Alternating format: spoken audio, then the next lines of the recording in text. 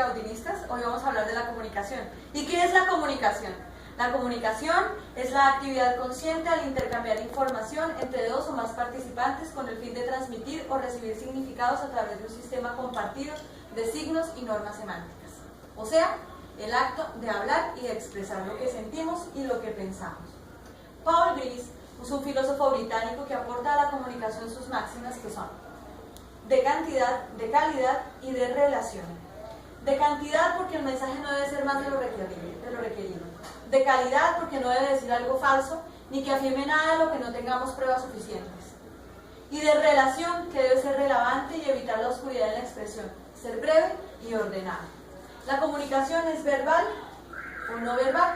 La comunicación no verbal es el proceso de comunicación en que existe un envío y recepción de mensajes sin palabras, es decir, indicios, gestos y signos.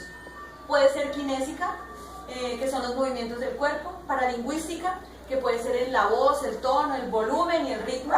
Puede ser proxémica, que es relacionado con el espacio entre personas, y los gestos, que deben ser, que pueden ser emblemáticos, o sea, esos gestos mejor, que hacemos y que los entiende cualquiera en cualquier idioma, como levantar el dedo, como asentir con la cabeza. Si usted le dice a un ruso, le hace así, el ruso le va a entender que lo que usted hizo está bien. Muy bien. Puede ser ilustrativo, su significado directamente traducible, que enfatiza, que no impone, que recalca y que dice lo que tiene que decir. Que puede ser emotivo, que refleja los estados de ánimo cuando uno llora. Que puede ser regulador de interacción, para tomar relevos en la comunicación. No puedo hablar todo el tiempo cuando estoy con otra persona, la otra persona también debe intervenir. Y de adaptación, que maneja emociones que no queremos expresar. Si estamos de mal genio en una conferencia, pues no nos vamos a poner a gritar delante de todo el mundo, ¿verdad? Puede ser, la comunicación también es verbal y es lingüística, con la que utilizamos símbolos articulados que permiten el lenguaje, las palabras. Paralingüística, que son los elementos que complementan el lenguaje escrito o oral, comas, interrogaciones, signos de admiración. Es pragmática porque tiene la capacidad para persuadir o convencer a los demás. Es textual, que se refiere a la lectura y a su comprensión. Es kinésica, que maneja el cuerpo según el contexto en el cual nos encontramos. Si estamos en una conferencia y tenemos una actitud así toda sonoliente, pues incomoda de pronto a la persona que está exponiendo. Es proxémica porque yo no puedo hablarles de manera muy cercana ni tampoco muy lejana. Y es cronética, porque debo manejar mi tiempo. En algunas partes se utiliza una cosa que se llama pomerillo, por ejemplo en Italia se utiliza una cosa que se llama pomerillo. Y el pomerillo es un espacio de tiempo en el que la gente duerme. Todo el mundo duerme a esa hora, entonces no hay tiendas, no hay almacenes, nada de eso, porque todo el mundo está en un espacio de descanso. El lenguaje cronético. Las competencias del lenguaje se dividen en 6. Léxica, cuando conocemos el vocablo de una lengua y cómo utilizarlo, y se compone de elementos léxicos y gramaticales. Los léxicos, que son esas expresiones ya hechas y definidas. Polisemia, que es una misma palabra que puede significar muchas cosas. Por ejemplo, un banco, banco ganadero o el banco cafetero, y el banco, la silla donde nos sentamos. Es gramatical también. Y en ello nos referimos a los artículos, el, la, los, las, etc. Son cuantificadores, más, mucho, menos, poco. Son demostrativos, ese, aquel, este. Son los pronombres personales, él, ella, nosotros, ustedes. Son pronombres relativos, qué, cuál, etc. Son adverbios interrogativos, quién, cómo. Son posesivos, mi, tú, su, suyo. Son de verbos auxiliares, ser, estar. Y son las conjunciones, y, o, pero, para, por. Muy bien. La competencia gramatical es el conocimiento de los recursos gramaticales de una lengua y la capacidad de utilizarlos. Es la capacidad de entender, de comprender y de reconocer frases y oraciones bien formuladas de acuerdo con los siguientes principios. Debe ser morfológica.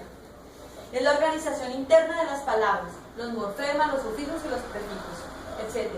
Es morfofonológica, de variación condicionada fonéticamente de fonemas. Por ejemplo, cuando pronunciamos una palabra de dos maneras, por vulgarismo, entre y dentre. Cuando uno dice dentre, uno entiende que la persona debe entrar. Eso es morfofonología.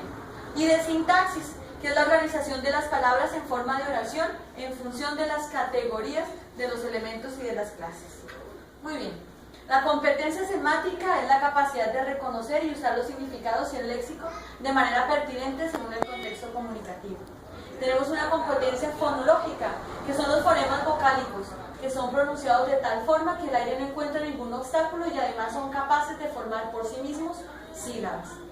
Está la competencia ortográfica, que es la relacionada con las grafías, cuando escribimos canción con Z, por ejemplo.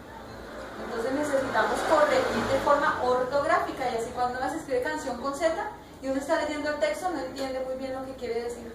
Pero cuando la escribe con Z, uno dice, ah, se está refiriendo a la canción de Luis Fonsi, o ya inmediatamente lo relacionamos. Está ortoépica, que comprende el correcto establecimiento de las correspondencias entre las grafías y los sonidos. Deben estar completamente conectadas. No es lo mismo una frase en interrogación que una frase que está afirmando.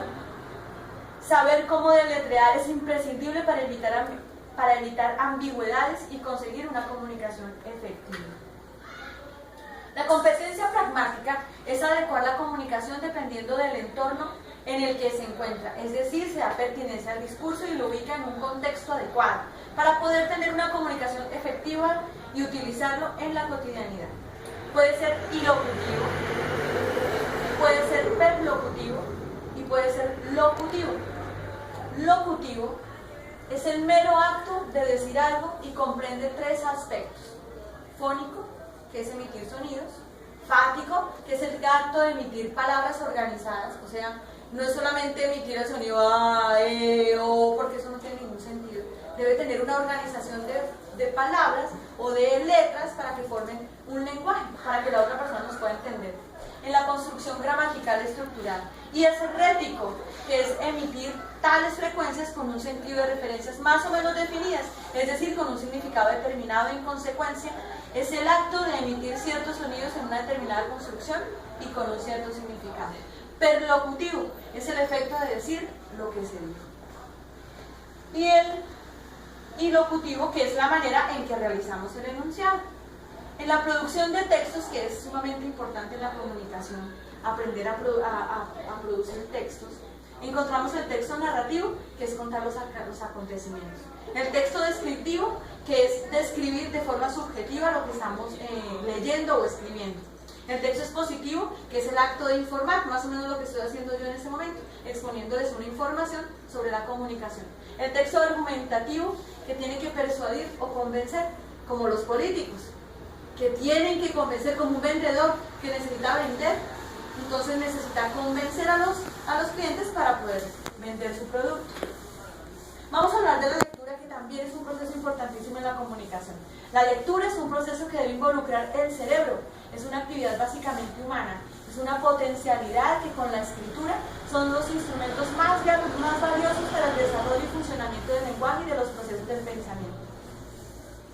Los factores que determinan la comprensión lectora son el muestreo, que es la predicción y la inferencia de la autocorrección, es seleccionar cognitivamente. Está la predicción, que es anticipar los acontecimientos, y está la inferencia, que es deducir y concluir. En la lectura existe un método muy bonito que se llama el método de Kahn, que significa ciclo de adiestramiento del lector. ¿Y para qué nos sirve el método de Kahn? Nos sirve para poder comprender lo que estamos leyendo.